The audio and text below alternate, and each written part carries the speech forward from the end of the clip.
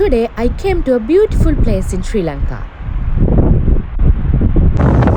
සුන්දර ගමනක අවසානයේ මන්නාරම් වෙරළ කියලා කියන්නේ සුන්දරත්වයෙන් අනූන හරිම ලස්සන මුහුදු තීරයක්. ඒ වගේම ඒ මුහුදු තීරයත් එක්කම තියෙන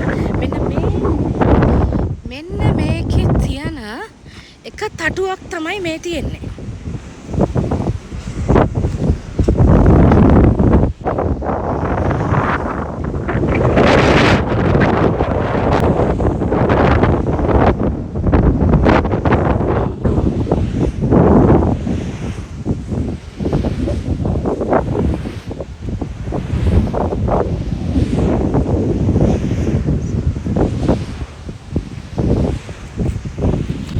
එක තටුවක්.